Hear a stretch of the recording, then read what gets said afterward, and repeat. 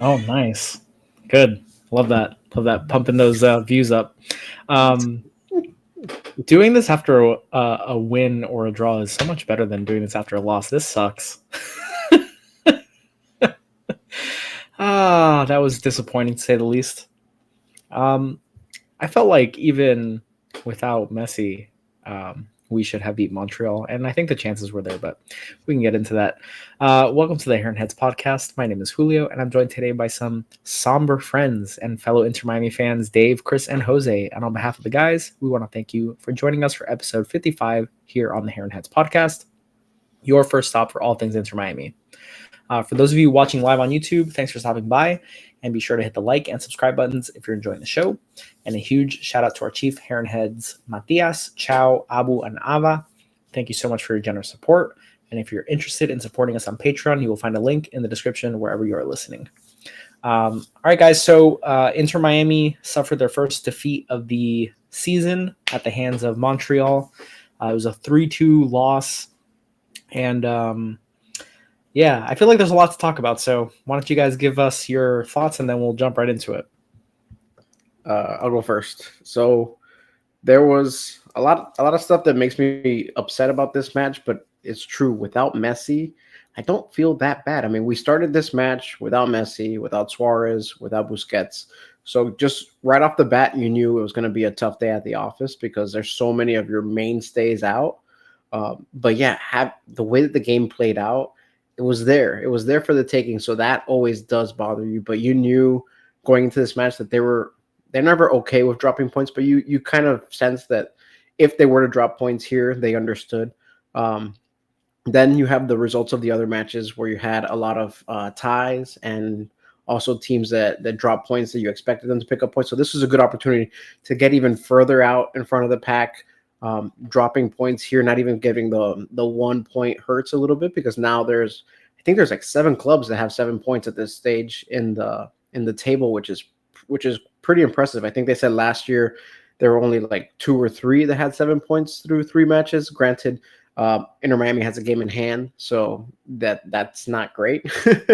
But yeah, overall, I feel okay with the results, just because we knew that we didn't have all the cards in the deck. And yeah, we'll get into the formation because that's another thing that I think that we can put to bed, that this formation that we've seen today, the 3-5-2, is just we can't use it under any circumstance. I don't think we should be using that formation. Ditto. Yeah, it was the first half was a rough watch. The second half was completely different. Looked like a completely different team, but the first half was kind of expected. A lot of the players that were out there hadn't played a lot of minutes. Campana had barely played all season. So it was kind of expected. Like David said, if there's any match to lose right now, it was this one. We did mention it a few times in the last few episodes that right now our focus is CONCACAF. We got the tie last match. We're ahead because of the away goals. We got another match coming up this week on Wednesday, I believe. So right now that's the focus. Rest up your best players and move along. It's unfortunate that we didn't get that point because it looked like we could have. Honestly, we had a lot of really good chances. Robert Taylor played very, very well. He missed a lot of chances, but overall he played very well. Campana, it looked like he might have had some chances, but he wasn't there. I don't know if he wasn't confident, if it was a fact that he hadn't played many minutes.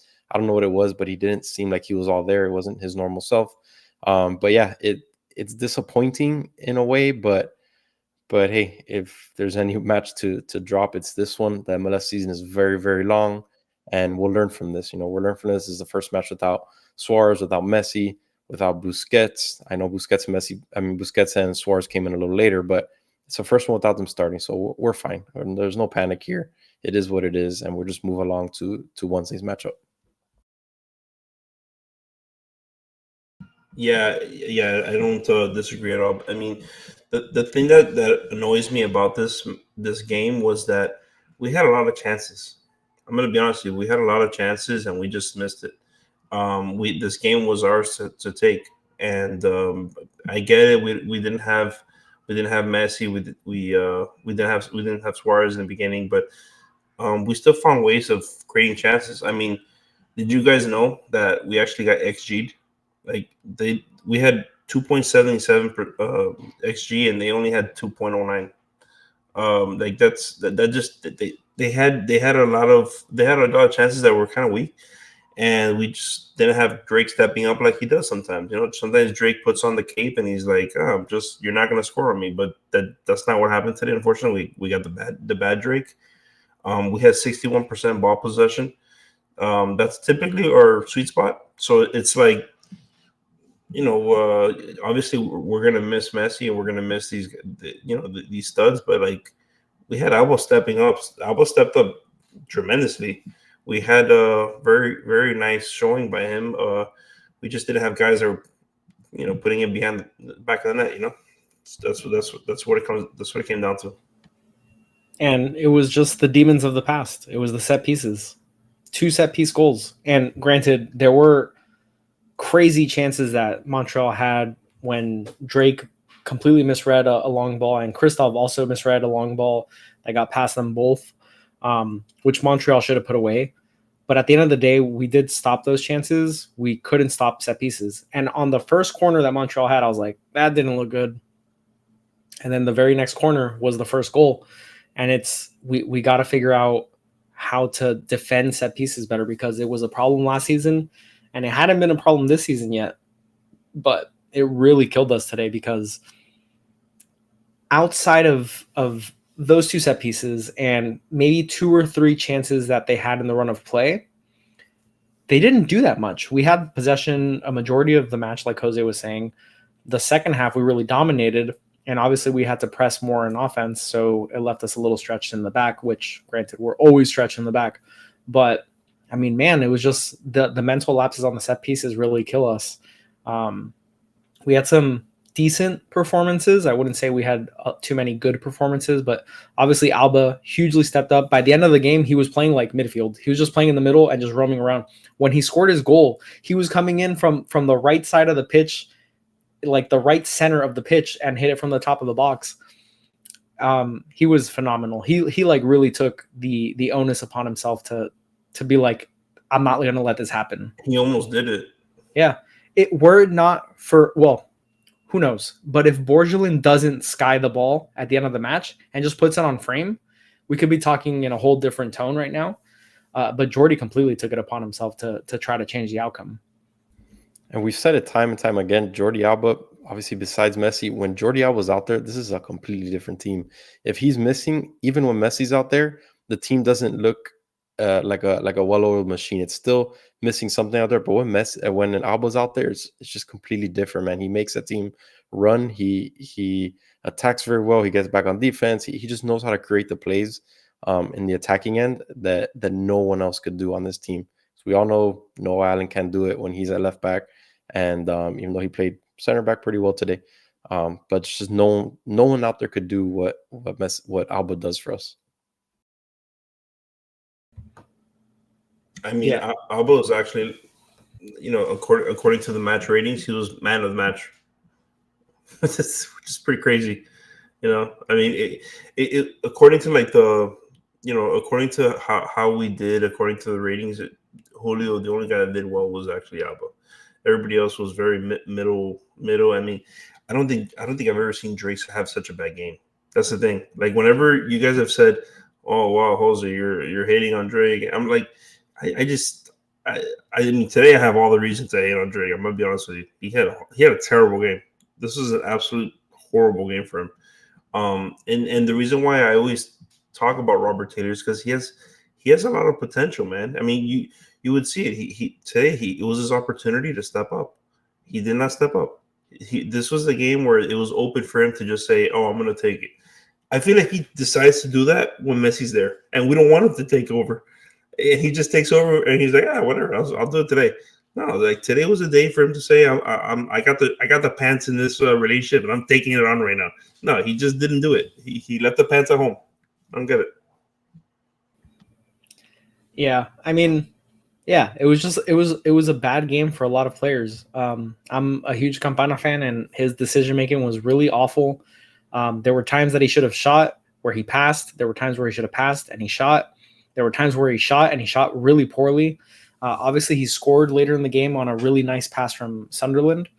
But Campana was really rough, and it might be rust from not getting played. Like, I don't know why he hasn't been getting more minutes towards the end of matches, specifically in the Orlando match, just to get some rust off, because you know you're going to have to rely on some of these players to score goals specifically.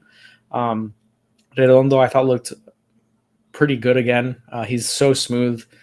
He had a really nice run at some point in the first half that he just like knifed his way and was just got all the way to the top of the box, and it was just missing that last bit of class from whoever he passed it to. I don't know. Sunderland had all the space in the world and just kicked it to the third row. There you go. Christoph had an awful game. Go ahead, Chris. You can talk positives before we keep going on negatives. Sorry, no. I just want to touch on that Redondo, that run was awesome, because he doesn't look very fast because he's so big. But man, when he gets going, he's lengthy. David's favorite type of AFC player, lengthy. But yeah, when he gets going, he went, man. He went and he was just dribbling around these guys, which is impressive. I hadn't really seen that in the few highlights that we saw. You saw more of like a possession, boxing them out, taking control of the ball. But I hadn't really seen that side of him. So if we could see more of that, man, that's awesome too. That makes that works as well. Yeah, he positions his Christoph hate. He positions his body really well. Redondo does. Yeah, Christoph was the Christoph that Chris hates. He was so bad. The misjudging of the ball specifically was like a microcosm of his game. Just really tough to watch. I think David Ruiz did okay. Go ahead, Dave. Christoph, extremely lucky to not get called for a penalty. He just tackled the dude when the ball was loose. He just tackled him. And these refs, like, I don't want to get on the refs because it's easy. It's like an easy out. But yeah, horrendous. Throughout the entire match, it was pretty bad. But look, they're bad for both teams. Look, they could have easily gotten a penalty awarded there, and they didn't even bother to look at it. So you win some, you lose some with these replacement refs. But yeah, I mean, keep going. Let's see who else we can start slamming, because there's plenty. Yeah. Well, I'll just touch on Drake Callender, even though Jose touched on him. I'm not touching him ever again. I think he sucks, and that's that. He was completely at fault for two of the goals. I think the first one where the set piece goal that he allowed, he just put himself in no man's land. He either needed to come out much faster or stay in net and just try to catch the ball. And then the corner, same thing. Like, he needs to just command better. Toto is also hugely at fault for that corner goal, because he just stood behind the defender, didn't even jump. It almost was like he didn't realize that an offensive player was literally right in front of him, and he kind of crouched down to like head the ball away. But like, do something, man. Jostle for position, make him fight for that header so it's not so clean. And then the other one, I don't think it's fair to put on Drake necessarily, because it was a deflection and caught him completely wrong-footed. But that said, there should have been 1 to 2 more goals allowed, specifically because of the decisions Drake Callender made. The first one, when he ran out of the box and completely misjudged it, and the second on that Christoph play, he was scrambling, but he was late on all his decisions in that scramble. One of those you don't like attribute that a could have been goal, because the ensuing corner we gave up the goal. So it's kind of one of those a ball doesn't lie type scenarios. So yeah, there could have been one additional goal outside of the 3 that we saw. That being said, how many goals could we have had if we had just put the ball on frame? I think Robert Taylor had 2 excellent chances. One of them especially where he just flared it and it hit the top of the crossbar. He puts that ball anywhere else on frame, and it's basically going in. And it's a whole new game at that point. He does his bangers, David. That's the thing with him. That's all he does is bangers. So it's like, it always looks great on highlights, but like ultimately, more times than not, it's going to go into the 7th row. It's and like, yeah, Campana, we know Campana. We don't know if it's a rust issue, a lack of having that mental acuity right now. But yeah, it just feels like he made every decision wrong that he could have, other than the one that he put in the back of the net. Like at the very end, he had a beautiful cross that instead of just heading it in, the ball was perfect height for him to head it in. He tried to get it with his foot and he barely touched it. It was just like come on, man, show that tenacity, show that killer instinct, which I even said it when he was subbed in for Suarez in the matches that we've seen. He gets bullied, and he shouldn't be getting bullied at the size that he has. And I'm like, man, maybe remember when we first got Suarez, I was like, oh, maybe Campana will learn something from. He's not going to learn that from Suarez. Suarez plays with this like thick trunk, and he's just a bully in the box. And I don't see Campana ever developing that, unfortunately. He is a big finesse type player who can occasionally get it with his head and on the end of a cross, but it's disappointing. I don't know what. I'm not advocating for selling him or anything, but yeah. And then you're like, oh, maybe Borgelin could do something, and then we see what Borgelin did today, and I'm okay with not seeing Borgelin anymore. When you have a wide open net and you're that close, and to sky the ball that far, it's unforgivable, is what it is. We had many chances, so yeah. Montreal could have had one more on us. We could have had 4 more. But the only thing about Borgelin, Dave, is that I'm going to give him. I'm okay with giving him a pass, right? He's a young guy. That one was a horrible. The one that he skied that he was running for the net. That it was. I mean, man, I thought that was going to be his coming out party. Honestly, the way that he had 2 opportunities in that same possession. And I was like, man, this could be his coming out party. Like we had predicted when we saw him in the preseason with that monster header, that we're like, oh my god, this is the guy. He can do it. He can be what we never had. And you know, it sucks, but I'm okay with that more so than I'm okay with just like the amount of opportunities that a guy like Robert Taylor had, honestly. And Campana, to a certain extent, yeah, Dave, you're right. Like he's got a lot of rust, right? Like we've been kind of investing a lot of time into Luis Suarez getting into form, correct? Like even in the preseason and all that stuff. Like how much time has Campana actually had?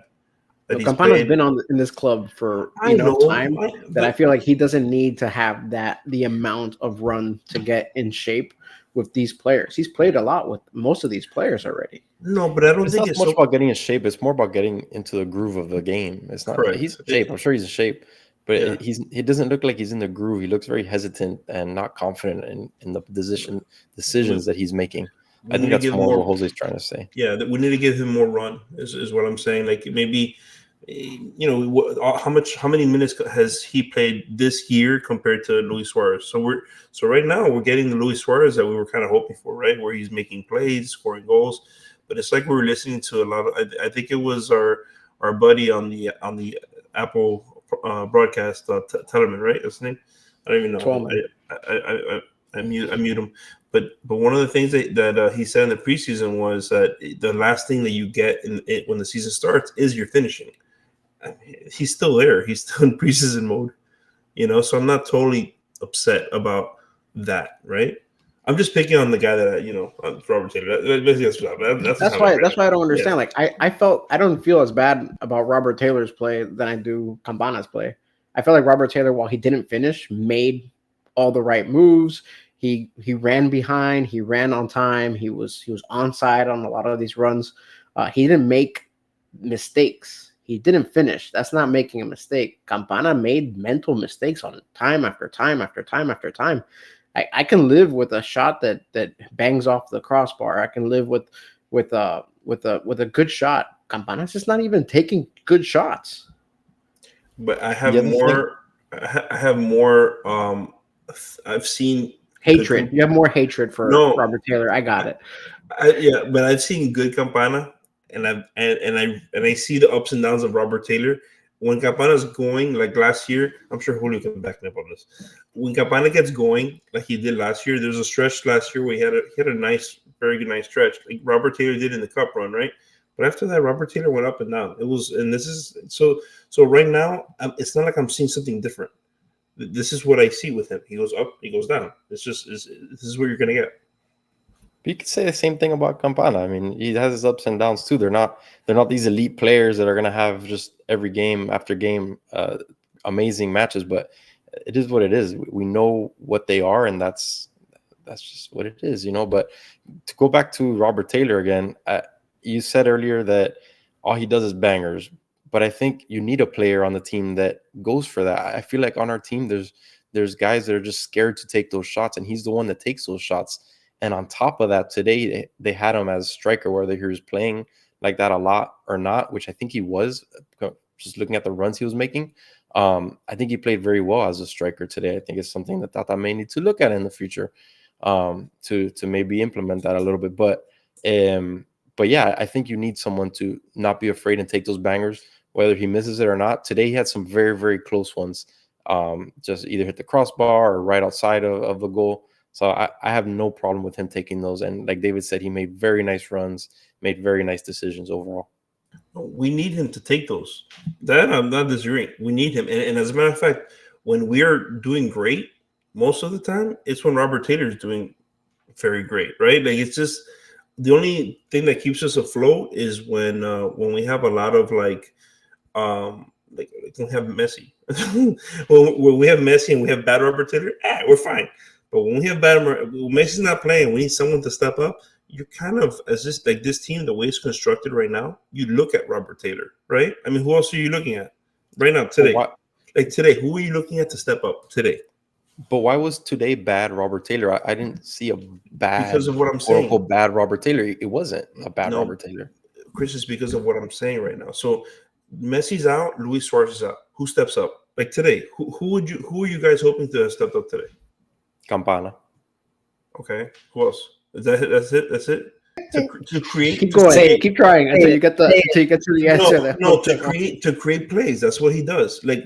So Facu, typically it would be Facu, right? Facu was our guy last year that he was very good at creating, doing the Messi role, quote unquote, right? Where he would kind of try to make plays, pass the ball into scoring chances. The only guy I can think of right now on this team, besides Robert Taylor, is Gresso, I guess. And he's right back right now. Redondo's just started in this team. I guess I'm hoping he could be that. Busi, I mean, we've all kind of been a little bit down on him, right? I don't know how much he can create. He came in and played Gomez is Gomez gonna be our guy? I don't know. Okay. So what do you mean by create? Because I think Busquets, his passing ability, he can create plenty. Right, but maybe. So what do you mean by create? Like pushing legs, pushing the ball up the court, up the pitch, just constantly getting the ball up into their territory, making scoring chances. Busi has very nice passing, but he's not necessarily scoring. You're looking for somebody to score. Yeah, just like when there's a play then my answer is still Campana. He's your 9. He's supposed to be scoring.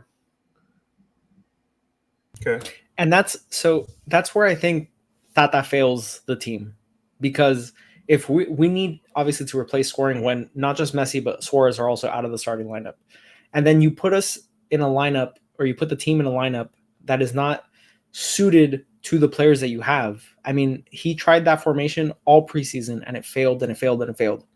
We use it in the regular season and we beat Orlando 5-0.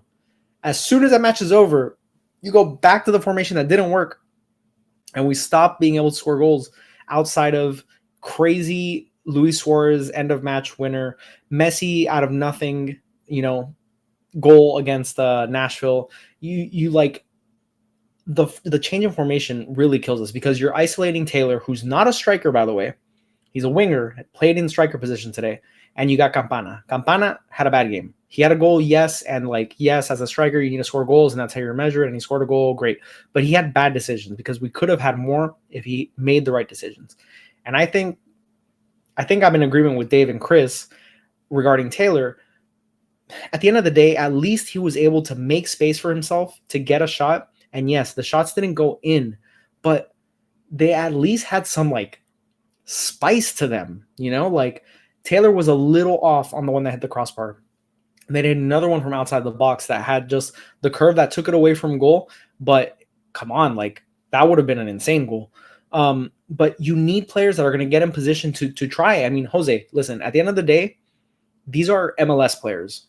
They're not European players that came over. The ones that did come over from Europe are making all the difference in these matches. Alba, so but Robert Taylor is not going to be the player that scores every time he gets one of those chances. he's being played out of position and still did a pretty damn good job and gave us chances. Like, he at least was generating chances, because Campana wasn't, at least not in the first half. So I think in the defense of Robert Taylor, like, yes, okay, he didn't score any of those chances, and that sucks, because at the end of the day, someone needs to score, especially when Messi and Suarez are out. But you need them to take the chances, and Taylor was at least doing that. Campana was just busy passing off balls that he should have shot and shooting balls that he should have passed. So I'm more down on Campana than Taylor, by far. And Julio, that's a good point with the formation thing. Last match, I kind of gave Tata a pass just because Jordi was out, so it throws off a lot of what you do. But this match, Jordi was back, and what was his excuse now? I understand Messi's not there, but you could have put David Ruiz at right wing and then kept Campana and Robert Taylor as striker and left wing, and everyone else could have stayed the same. We have Redondo in there to take Busi's place, which he does a very good job at facilitating the plays. Gresso at his regular right center mid, and who played in the left center mid? Sunderland. I can't remember. Sunderland is another lost cause, but yeah, I mean, it's fine. It's fine. I don't know why he went back to this formation. He could have done his regular 4-3-3 and rolled the team out there, and he did it, and that's a big time question mark on Tata. And the formation, not the formation, the lineup itself felt super defensive minded, because like Redondo is really, I mean, you could argue Gressel can advance the ball, but like none of these guys in the midfield remotely are scorers. They're all assisters of the ball, facilitators of play.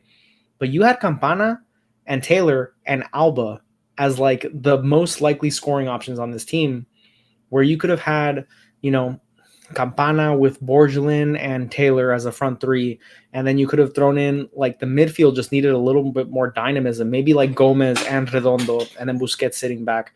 Just the setup was all wrong. The setup was set up to kind of feint an attack, but then defend really poorly, because the formation, we suck at defending in that formation. To me, it was just all wrong from the get-go. Or even David Ruiz that was playing right back or right wing back today. It just didn't make sense. He's another attacking minded center mid, and you have him back there kind of just roaming back in defense. It just doesn't make sense, because when he did go up in the wing position, he made things work. He was electric. He again, we still going back to he's young. He still makes some dumb mistakes. He gets very, I don't know if it's anxious or a little too crazy, but he still makes decent plays, and you had him stuck back there again. So it's just weird. It was very defensive. It's just very, very weird. Yeah, I don't understand why, if you're going to have Gressel in, like he's going to play the match, and you have Ruiz slotted at right wing back, why not flip those? Have Gressel, who has experience playing that back position, and then have Ruiz not so far back in the right center mid. There's just tactical decisions that it happens time and time again with Tata that we're just arguing against the wall here. We want things to change, but we don't see them. If we do ever go back to this 5-back position, which I believe we will, just because he's shown no inkling of dropping it. I do like seeing Noah Allen at that left center back position. I think that's something that works with him, because it kind of forces him to stay back. And when he does move up in attack, it's not so far up in attack, even though he did late in the game when they were moving everybody around. He did go into box and do a nice job at that. But at that stage, they're not attacking as much. They're just completely in full defense mode. But yeah, him at the left center back position. So if they do go 3 center backs, that's a spot where I think it makes sense to deploy Noah Allen in that left center backs position. The only thing is, Toto, great, but if you're going to go 3 center backs, you put Freire in there over Christoph. That's why it's like, if you're going to go this stupid route of this formation, at least put the right players in, because they do have players to kind of make it work. He's put enough pieces in this formation to kind of see what works and what doesn't. If you're going to use the formation, I might as well use it with the right personnel. Again, we're so much better when we're not in this formation. We look so much more dangerous. We defend so much more capably. So we hope that we never see it, but knowing that he will use it, let's hope that at least in the future he actually puts the right players in the right spots. It's just very frustrating to just feel the success of the 4-3-3, and we're like, oh yeah, we're never going back. And then as soon as we roll it out, the team just performs at such a flat. They're just very flat performance. They look so disorganized on defense. The offense never really gets in a good rhythm, and it's frustrating. It's frustrating, really, because it just feels like it doesn't suit us. How did you guys feel in totality with Redondo's play today? I thought he was good. You can tell that he's very creative, and for the most part, I thought he made the right decisions. He progresses the play, and he links the defense and the offense very well.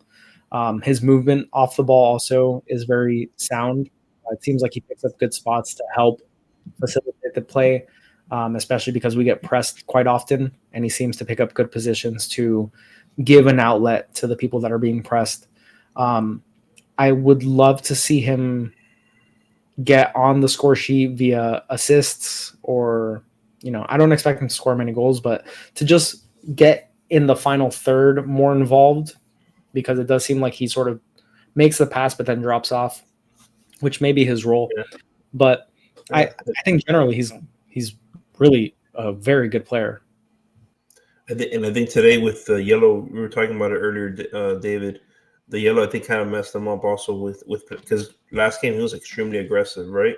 This game I felt like he was like a little bit like, I don't know, I don't get that second yellow again, It could have messed him up a little bit. I don't think he'd need that yellow that he was given today.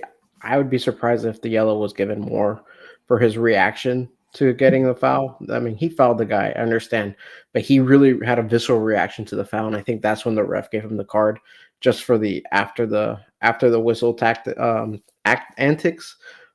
He needs to learn not to react that way. It's stupid, but in this league, the refs are in their feelings. Don't overreact to getting the whistle called, especially like Busquets will do it and things like that, but these are major players. They can kind of have a little more leeway. But overall, I thought that he was fantastic. I think it was Jonathan Stromberg said that he is the head and shoulders above every young player that we have in this club, and I completely agree. He's refined, polished, and skilled. The ball doesn't, even though he's so good, but the ball doesn't feel like it's sticking to him.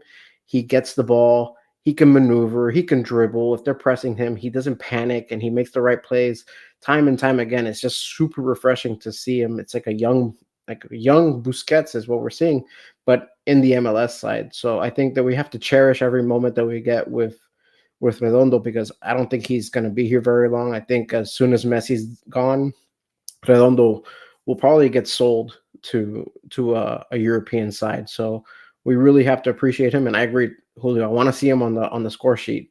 I want to see him get an assist.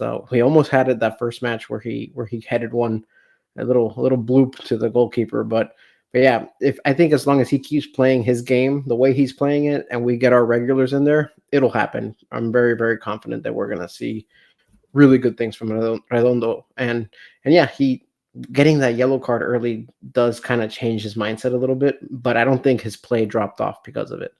I think that might have been a reason why he was subbed off, just because they don't want to risk him getting the second yellow. I just like seeing him aggressive. Like that kid's a bull in a china shop. He does not care who's in front of him. He's running right through you, and it's eloquently, of course, very nicely. But he is not scared of getting triple teamed. He's fine with it, and it's not. There's not a lot of players that we have right now that do that. Which it's nice that we have someone in the back line. He when he goes to the back line to help. Like Julio says, to help soften the presses, and I agree with you guys. So he was a good find. That's a good point you made, David. Because that's the point I was gonna make. I said a little while ago that David Ruiz was a little crazy on the ball, and it's something you see from the young guys that are on our team. They get a little too anxious to do something, or they want to do too much, and you don't see that from Redondo. Redondo's cool, calm, and collected. And he boxes people out, waits for the proper pass. He doesn't go too crazy. He is very aggressive, which might cause some of these yellows that we saw. But besides that, he's very cool with the ball. He knows where to go, and he makes the proper plays from what we've seen the past 2 matches. And it's nice to see, because I feel like we were missing that. We're missing that person that just holds onto the ball and makes the correct decision, not just getting rid of the ball just because he's under attack. And it's just refreshing to see him do that. And speaking of the mindset, not necessarily of Redondo, but of the team, because somebody just commented about losing 2-3 is pretty good. Which with the 2 top players out, I mean, it's not. I understand what he's saying. And earlier in the show we talked about that it was a game that we could have lost because we're looking at Wednesday. The only thing is, I kind of disagree with that. And I never commented on it, but the reason why I'm worried about these regular MLS games is because remember what happened last year, guys? Like, yeah, we didn't have our guys last year in the beginning of the season, but it ended up biting us in the butt towards the end because we had a lot of international guys that were out, and I just don't know how many guys we're going to be looking at this year, because we got the same guys from all of them Argentinian, so I don't know how many are going to join their squad. They can't all be. They're all going. We're not going to have anybody left. So it's like, I don't know. So it's like these games where I don't think Montreal is particularly great. I don't think they're particularly great. They have 7 points as well. Yeah. They've actually had a hot start to the season. They've been pretty good, especially I think they have a new coach that changed the culture a little bit there. So they're decent. They're not, this is a game we could have won, right? So that's all I'm saying. Where I was, but on the bright side, when it was 3-1, I looked at my wife and I said, "This game's over." Straight up, I said, "This game's over." The fact that we're trying to climb into it, and I thought at the end, I was like, "We should probably tie this game." That's the way I felt. It just speaks to also like our mentality of like that these guys are bringing in the Albas and the Busquets, where they're like, no, strap in. We're not stopping, and we're gonna keep playing, and we're gonna catch up. I mean, it's great to see because we're gonna need that now in the CONCACAF. I mean, I expect we're seeing our 2 best guys. I expect the same thing from Nashville, right? I expect them to. Nashville sat almost everybody. Exactly. Everybody wants this. So it's just we're gonna need to have that kind of mentality, because if we go down, we gotta come back. That's it. Yeah, I mean, to me, it's just we need to learn to be able to play to a decent level without Messi, because really at the end of the day, he was the only one missing from action today. We can say we rested Suarez and we rested Busquets, but Messi was the only one unavailable, and he's going to be the one that's most unavailable throughout this season. So we just need to learn to play without him, because it's just going to be the reality of some of these matches and some stretches. And to me, this is where we miss Farias and Kramaski the most, because we don't have too many creative players, too many creative types once you get past Messi. And obviously Messi's in a different stratosphere and blah, blah, blah. But missing a Farias, missing a Kramaski, who are the playmaking type that get in more advanced positions, because Redondo is very good, very, very classy player that just finds ways to progress the play. But these more offensive-minded, high-energy players, we don't have too many. We don't have too many because of injury and just because of our squad structure right now. So this is where we really miss those players, and we have to learn to be able to play without Messi, because I mean we're losing him in 2 weeks to international competition. So I mean this is our reality. And yeah, Montreal may have had a decent start to the season, but I don't think they're that great. I think by the end of the season, we're going to say Montreal's like a bottom half team. We should have beat them back in March. So supposedly, Tata had a scorching earth moment with talking about the refs, how bad they were. They're bad overall. I mean, it's not just Miami or whatever. I think they're bad on both sides. Horrible calls all around. And I don't see the MLS point in general this weekend. Yeah, I don't see the point in arguing refs. I mean, what do you do? What do you change in your style of play to get better ref officiating? It's just until they get the officials solved and paid, we're gonna see more of this, and it's not on us. It's on everyone. Change your formation, Tata. That's how you change it. Yeah, the refs being bad is just frustrating. It's frustrating for the fans watching. It's frustrating for the players playing on both sides. There were things that affected both teams. The non-penalty call on Christoph, you could say, obviously affected Montreal. You could argue that Robert Taylor being called offside when he was onside by, I don't know, 7 yards was an awful call, even though it wasn't like a goal that was ruled off because of that. The flag by the side judge being broken and Campana having to sprint to the other side to grab a flag and sprint it back. Like, it's just frustrating. It's frustrating more than anything. It is level in that the ref is bad for both teams. And you could say, yeah, the ref was more bad for Miami. I'm sure in Montreal they said the refs were more bad for us, and we won in spite of them. But I think it's a moot point because at the end of the day, if they're bad for everybody. If they're good refs, in theory, they should be good for everyone. But they were not. They were frustrating. They were frustrating to watch from a fan's perspective. And I don't think there's anything more than that. Yeah, that flag thing was ridiculous. Also the time that they were letting Montreal just waste time. I just put up the comment a little while ago. The 9 minutes, they wasted 4 or 5 minutes of that time just eating crap, really, throughout the 9 minutes. It's unfortunate. I feel like there's a way to speed it up a little bit, and maybe these replacement refs were scared to or aren't used to it or whatever it is. But that was complete BS that they just let them do whatever they wanted to.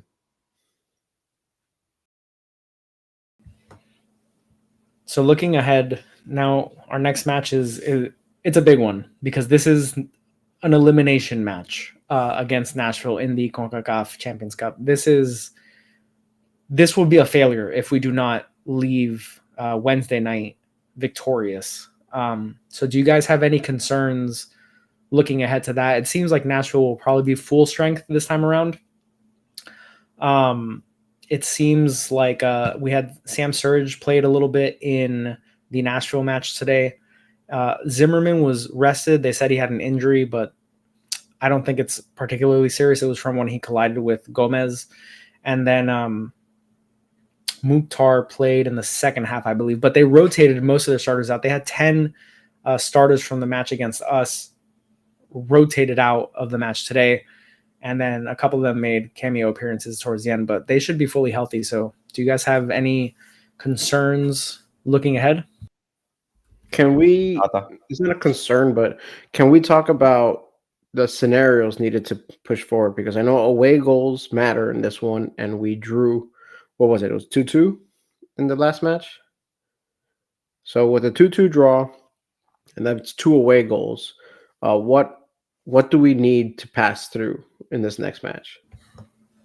We need to either keep it a 1-1 or 0-0 draw, or just win outright. If we draw 2-2, then we'll be level on away goals. So I'm not sure if it goes straight. Well, I'm not sure if it goes straight to penalties or if it goes to extra time. It probably is straight to penalties because CONCACAF likes that, I think. But really quick, we should just comment on this super chat from Abhijay. Which clubs did you guys support before Miami? Firstly, thank you Abhijay for the super chat. And I'm a Chelsea supporter, so that's the club I supported before Inter Miami. Big Drogba fan, so he kind of made me fall in love with the game. So that's who I supported before Miami. Yeah, when I started with Chelsea and Dortmund. I don't follow Dortmund as much anymore, but now it's just mainly Chelsea and Inter Miami. I don't want to say which one I used to like. You have his jersey and everything. I know. I actually like Real Madrid a lot.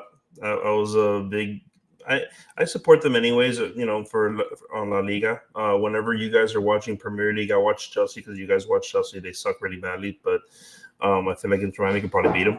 But yeah, I always liked Real Madrid, and one of my biggest dreams is to, now that they want to do in Real Madrid, the Dolphins, which I like the NFL, that they're going to have a game in Spain in Madrid, and I think that would be such a fun,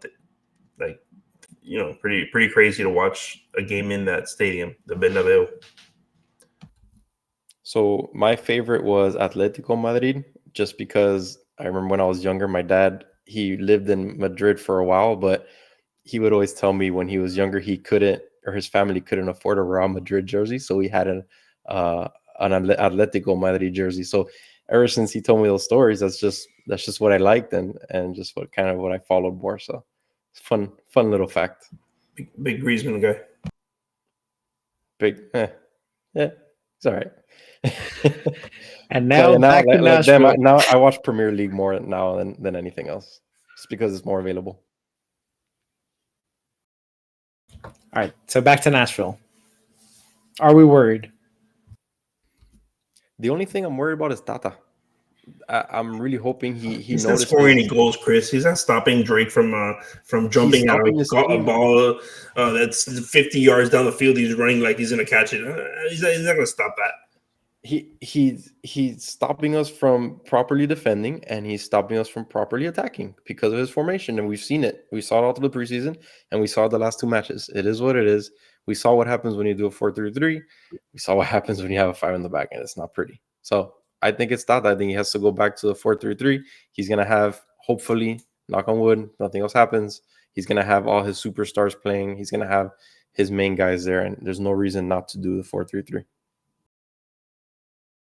I'm worried about it's not like we've corrected our biggest flaws, and Nashville seems to want to exploit them. It doesn't matter if we're away or at home; they're still going to try and go use Schaffelberg on the wings, and it's not going to help. I mean, and now at that point, so you're saying now Tata, right? Okay, I agree with you in the sense of like now we need to hope that he's able to fix whatever was the issue.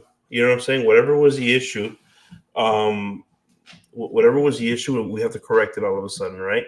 And so I'm pretty annoyed about that. That we're hoping that he's going to fix it. Right, Pepe, thank you for the super chat. If Tata got Suarez in at the beginning of the second half, Miami wins and 4-3-3 instead of 3-5-2, fire Tata. Gotta agree. Gotta agree with honestly with both statements, right? I thought for sure Suarez and Busquets were going to get subbed in to start the second half, and I was shocked when they weren't, because Campana looked very toothless in attack, and he, like we've said, making the wrong decisions and just didn't seem like his head was really in the right place for this match. And yeah, like we mentioned, the 4-3-3 just seems to suit our style of play so much better. It just feels so much more natural for our team.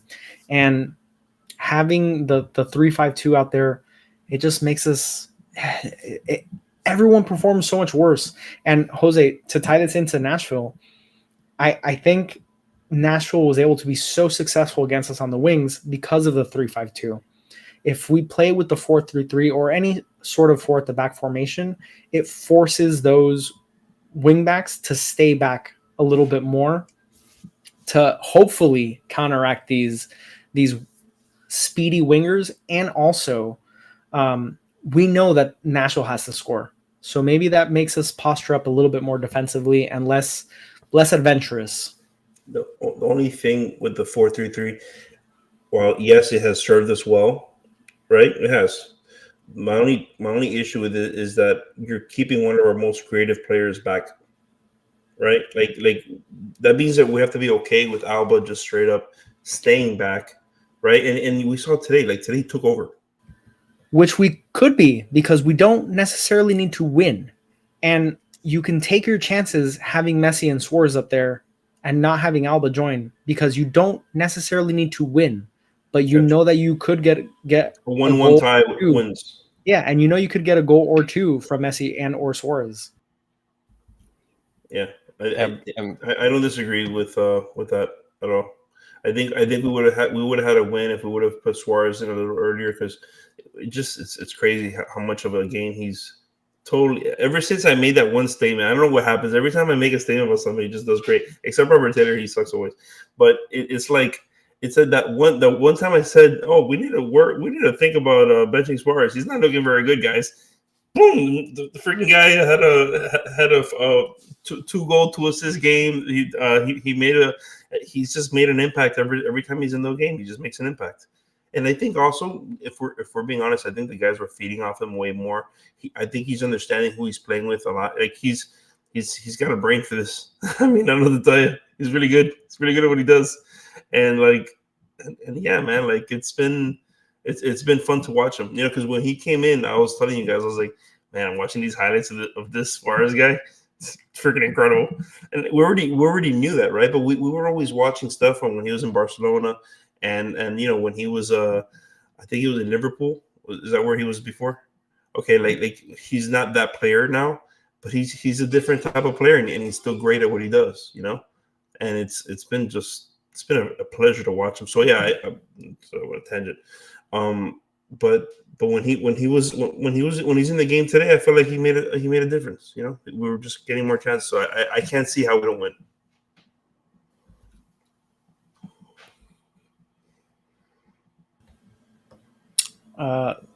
I'm sorry if I butcher this name. Saurabh, thank you for the super chat. Miami attacked well after the second goal. Why not before? Montreal just sat back and let us attack. They were very happy with the amount of goals that they scored and felt confident that if they sat back, they could hold on and they could hit us on the counter as well. So I think that's why it seemed like we attacked so well. Also, Jordi Alba shifting from left back to a more central position to facilitate play, I think really aided us in creating dangerous chances. We made the middle a lot more dense with creative players by having Jordi alongside Busquets. Basically, the creativity was just way more heightened, but it did leave us open to counterattacks, which we saw a couple times.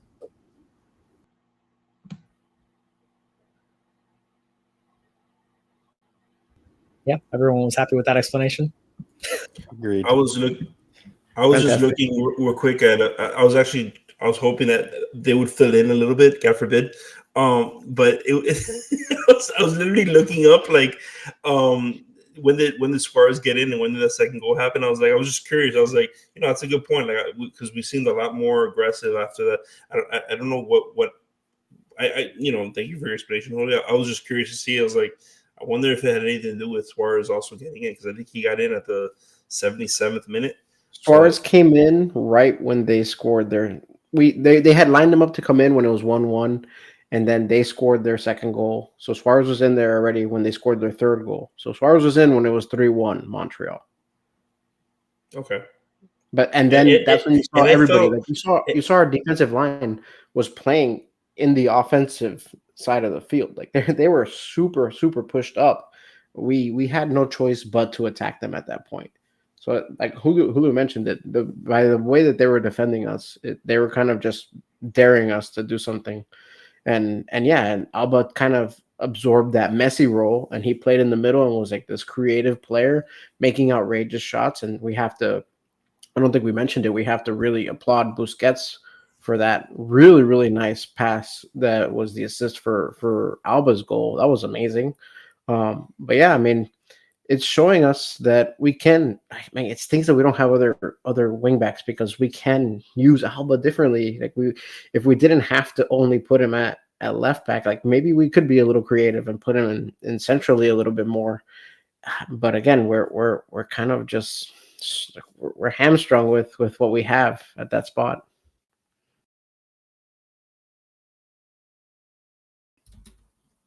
Or stickers with Jose's face planted right in the middle. Oh, Jose would love that. That'd be a dream. Jose's face would be on every bumper in Miami. I can live with that. One day. So right next to the No Pague Ese Tigre sticker.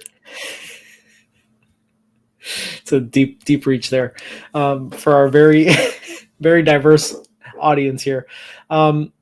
So yeah, Nashville's coming up. It's going to be upon us sooner rather than later. I'm nervously excited. I don't think there's any reason to feel that we are anything but the favorites in this match with Nashville. At home, full strength. We didn't pick up any knocks today that I know of. Messi will absolutely be starting in that match. There's not a doubt in my mind. Today's resting was purely precautionary. They had him listed as questionable with the calf injury. They're probably just using the McNaughton tackle on him from last week as sort of the excuse for that, but Messi seemed fine the rest of that match and in between that match and today's match. So I am 100% certain that we're going to have our strongest starting 11 that is available to us, that has been available to us this season. And I don't think there should be any issues in us walking out of there on Wednesday night, advancing to the quarterfinals of the CONCACAF Champions Cup. So I'm nervous, but I'm just nervous about, like, I'm just anticipating the game. Like, I'm just ready to get into it, you know?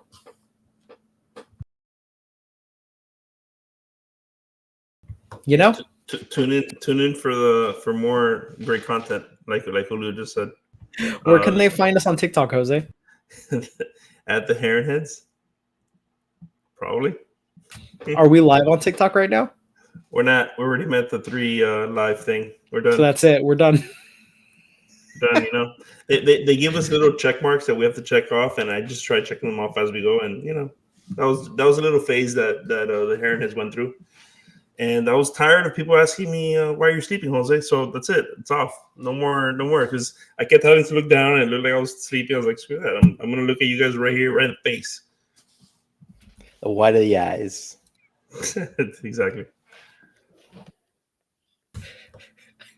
All right, guys. So we will Get out of here. We will definitely be doing a full preview for the Nashville match because it is of the utmost importance. Someone in Abhijay just mentioned in the chat that we should do a watch along in the future. That is something that we have talked about. We'll figure that one out.